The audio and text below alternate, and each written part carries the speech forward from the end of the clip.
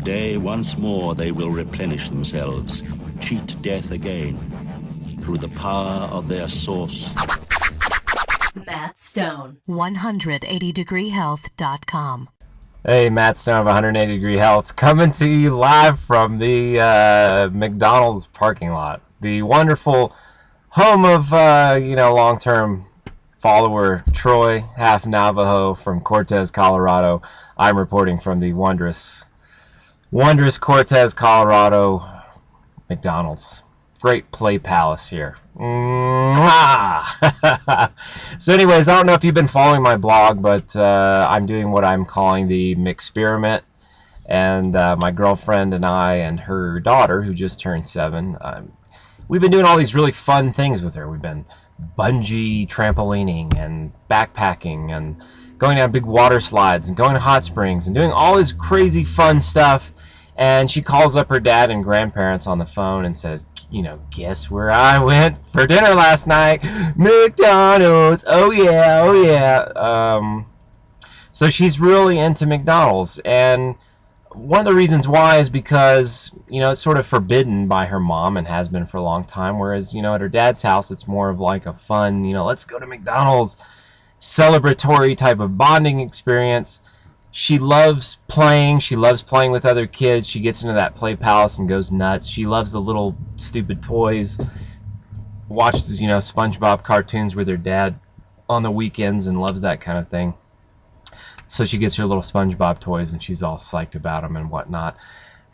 McDonald's knows that these kinds of stimulation for kids make the whole experience of eating at McDonald's, it basically can outcompete other sources of food. So once a kid has eaten regularly at McDonald's for a while and they've tasted this sort of super stimuli food with lots of MSG and calorie density and that special little crunch and lots of salt and all those kind of tasty things, neurologically that food to us is superior. We experience it as being superior unless you sort of know better and your body is not used to eating those types of things. You can taste how funky and chemical laden those foods are, but otherwise it's able to trick the brain.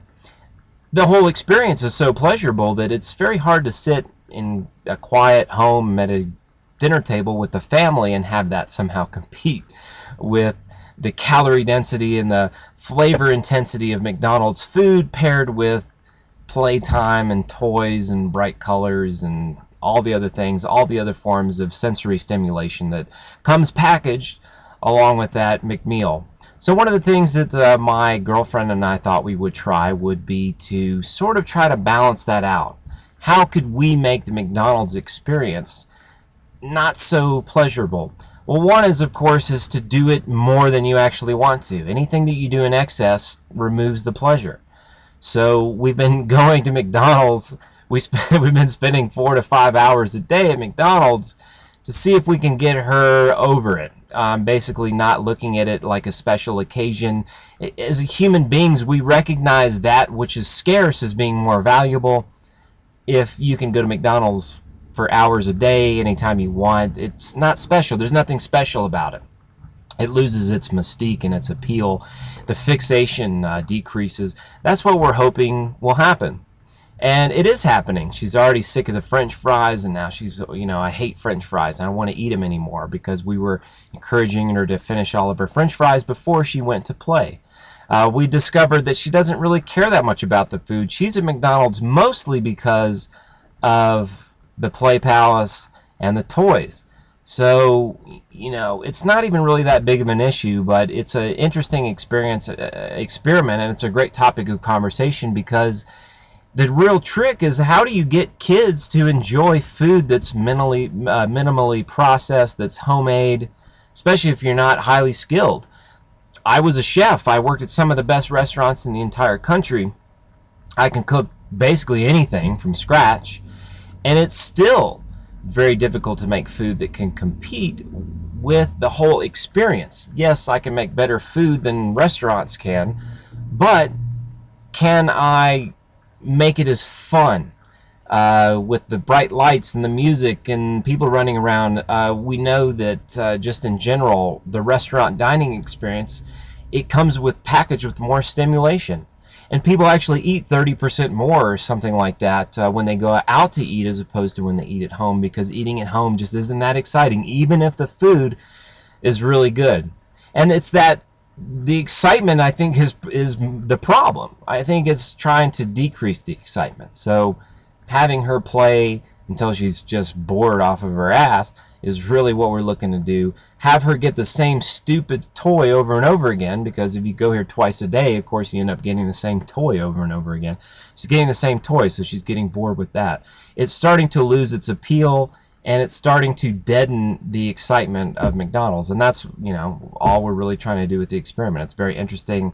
You could use it and apply this type of, I wouldn't call it reverse psychology, because I think that that's like an overused term, but I would call it something like balancing psychology. If something is, put up here as being very special and something down here is considered to be, mundane, how do you equilibrate? How do you equalize those two strong polarities to where a kid is more of on an even keel, to be able to enjoy things from more of just an open, objective kind of viewpoint or whatever. Anyway, that's the experiment. You can read about more on the blog. We got 1 day left. Two of the most promising things that she said so far. She said, "I hate French fries. They make me tired. Order me apples."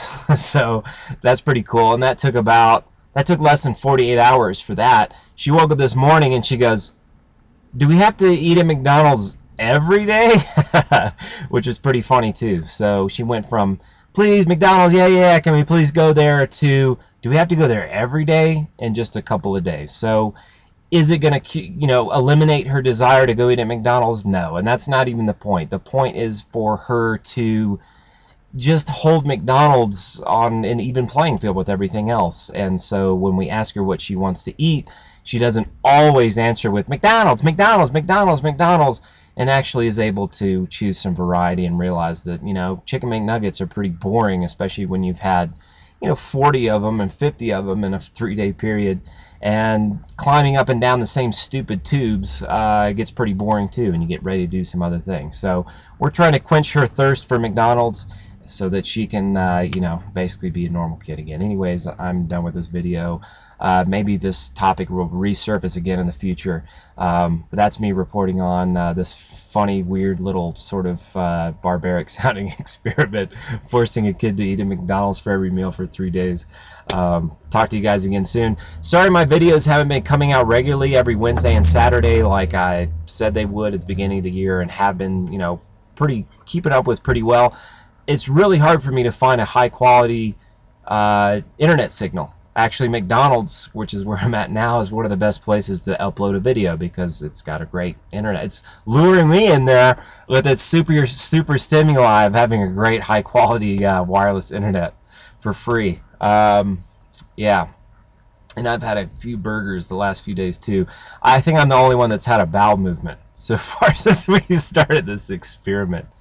Yes, I'm the warmest too, although I can't compete with the youngin's metabolic mitochondrial intensity. I think she's eating about 40 calories per pound.